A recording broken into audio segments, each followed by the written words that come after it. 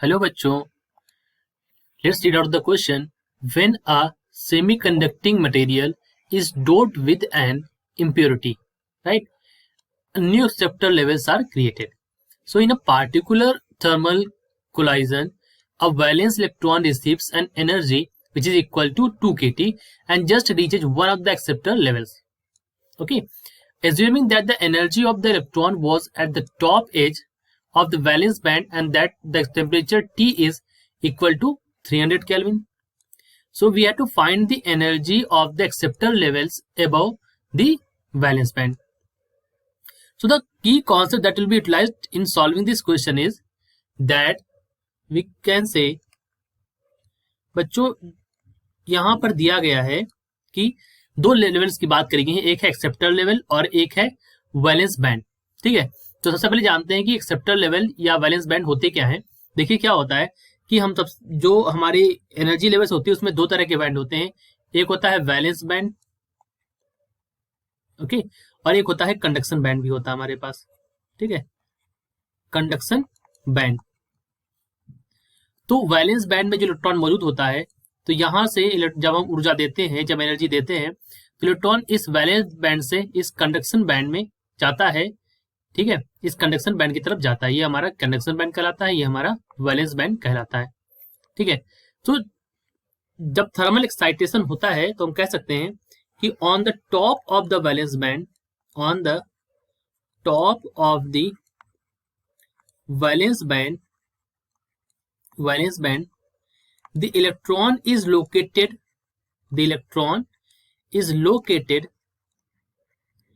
before thermal excitation.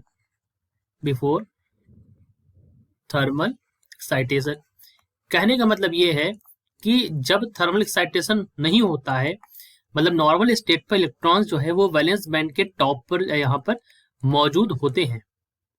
लेकिन जो हमारा कंडक्शन बैंड यानी कि जो एक्सेप्टर लेवल है, सो इन एक्सेप्टर लेवल, जिसको हम एक्सेप्टर लेवल भी कह रहे हैं यहाँ पर, in acceptor level the electron was present, the electron is present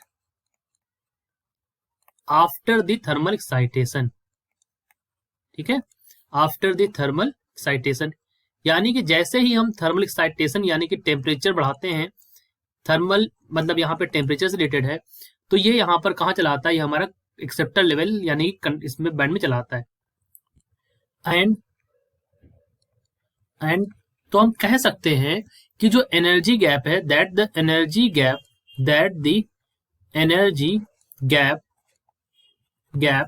between the acceptor level and the valence band, between the acceptor level and valence band जिसमें इलेक्ट्रॉन पहले मौजूद था बिफोर थर्मल एक्साइटेशन, सो उनके बीच में जो एनर्जी गैप होता है is equal to the energy received, is equal to the energy absorbed, और energy received we can say energy absorbed in thermal excitation, right, in thermal excitation. तो वो energy जो है वो जो यूटिलाइज कहाँ पर हो गई है, वो यूटिलाइज कर ली है इस वैलेंस बैंड से एक्सेप्टर लेवल में जाने में, जो कि यहाँ पर दिया गया है. इन्होंने कहा है कि a valence electron receives an energy that is equal to 2 kT.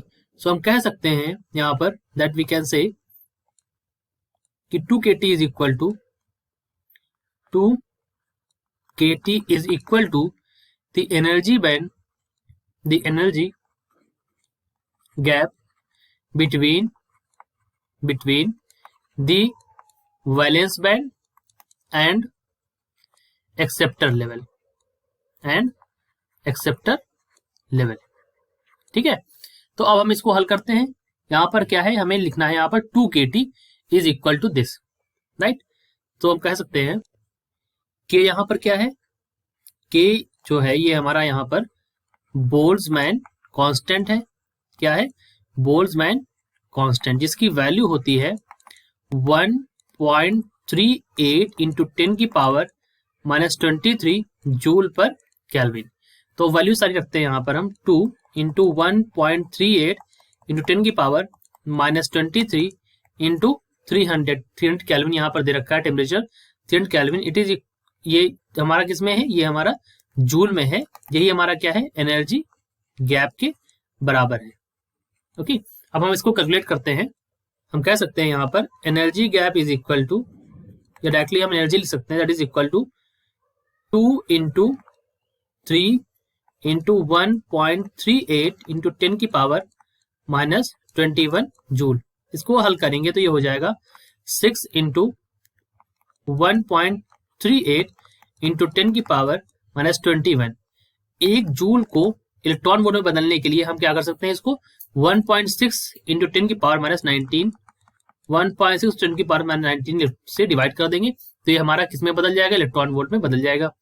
अब इसको सॉल्व करते हैं तो ये हो जाएगा 6 into 1.38 divide by 1.6 into 10 to the power minus 21 और माइनस प्लस का 19, सो ये बच जाएगा माइनस का 2 इलेक्ट्रॉन वोल्ट। अब इसको सॉल्व करेंगे तो ये हो जाएगा हमारा, यहाँ पर सॉल्व करने से ये पॉइंट और ये पॉइंट हट जाएगा यहाँ से, तो ये बन जाएगा 5.175 इंटू 10 की power minus 2 electron volt, that is equal to 51.75 milli electron volt, which can be said as 50 milli electron volt, right.